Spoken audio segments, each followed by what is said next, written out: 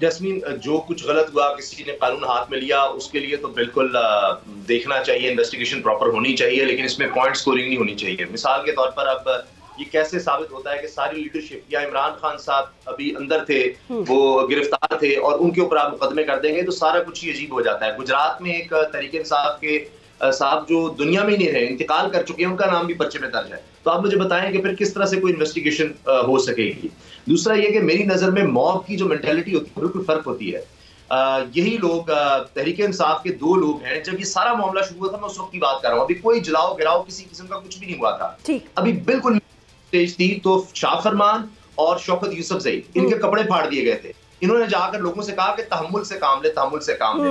International media report किया जो on ground था, लोगों से पूछा कि आप यहाँ पर एहतजाज क्यों कर रहे हैं इस तरह से, इतना जहां पर हंगामा है, आगे से फायरिंग हो रही है, आपके लोग मर रहे हैं और उठाकर हॉस्पिटल ले जा रहे हैं, फिर भी यहाँ से लोग नहीं जा रहे। यानी 7 लोग मेरा ख्याल है, अगर मैं गलत नहीं, पेशावर में जहां बाप हुए, 100 जख्मी हुए। तो वो लोग पता है क्या कह रहे थे? वो कह रहे थे कि हमारे पास 2 ही रास्ते हैं, या घरों में भूखे मरे या यहाँ सड़कों पर आकर मरे। तो ये एहतजाज सिर्फ ये नहीं था कि इमरान खान की गिरफ्तारी जिस मैंने में ये था, लेकिन ये 1 साल से या पिछले आप 70 साल से कह लें, जो भी आपने कहना कह लें, उस वजह से पक रहा था। मैं सिर्फ इतनी बात कहूंगा मुख्तसरन कि जब तक आप आइन पर वापस नहीं आएंगे, जब तक आप इलेक्शंस की तरफ नहीं आएंगे, ये केयर टेकर गवर्नमेंट्स का नहीं है, उनको लोग समझते नहीं है। आप जो मर्जी कर ले, पंजाब और खैबर पख्तूनख्वा में केयर टेकर सेटअप है, लोग अपना गुस्सा, जिस वजह से मैं आपको बता रहा हूं कि 10 रुपए एक दिन में अगर रोटी महंगी हो जाएगी खैबर पख्तूनख्वा में, तो लोग किससे पूछेंगे? केयर टेकर सेटअप से। उसको तो वो जानते ही नहीं है, तो वहां पर उनके लोगों के रिप्रेजेंटेटिव ही नहीं है, तो वो गुस्सा फिर किस पर निकलेगा? वो इदारों की तरफ तेजी से जाएंगे। ये बड़ी खौफनाक सूरत हाल है। अगर मुल्क में इलेक्शंस ना हुए, जैस्मीन आपको बता रहा हूं, ये हालात किसी के काबू में नहीं रहेंगे। हम जितनी मर्जी बातें कर ले, जो मर्जी कह ले।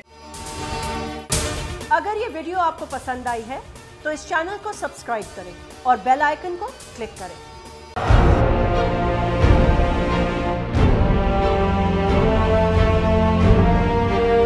अदालती अहकामात के बावजूद कराची में शुएब शेख के घर को गैर कानूनी तौर पर मिसमार कर दिया गया है।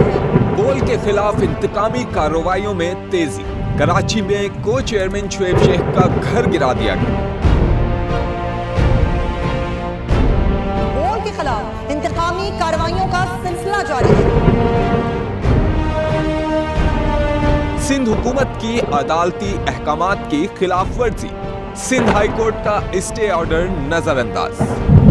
सेक्रेटरी बल्दियात Najam Shah, director land Sawal Islam, director anti encroachment Imran Ahmed को नोटिस जारी। Administrator KMC director Saifur Rahman, DIG south Irfan Baloch, SSP Keamari Fida Hussain को भी फरीक बनाया गया। इससे पहले जो जुल्म के पहाड़ तोड़े गए, शुएब अहमद शेख की जबानी सुनी। 60 दिन का वक्त होता है, 102 दिन के बाद मैं जीत गया, केस भरी हो गया, 102 दिन के बाद अपील फाइल की, एक्सेप्ट कर ली। नहीं करते ना एक्सेप्ट, खत्म हो जाता ना जुल्म यार। भरी अदालत में मुझे बरी कर दिया, फिर पता नहीं क्या हुआ, 2.5 घंटे बाद का नोट बिफोर, मैं नहीं सुनता ये केस। खड़े रहते अपने फैसले पे, मिट जाता जुल्म। अल्लाह ताला ने बिठाया इस कुर्सी, इन कुर्सियों पे इनको यार, ये अल्लाह ताला की तरफ से फैसले करने हैं। तो या तो ये फैसले आएंगे, जुल्म मिट जाएगा, या कौम खड़ी हो जाएगी जुल्म के खिलाफ। हर मुश्किल के बावजूद बोल हकीकी सहाफत करता रहेगा।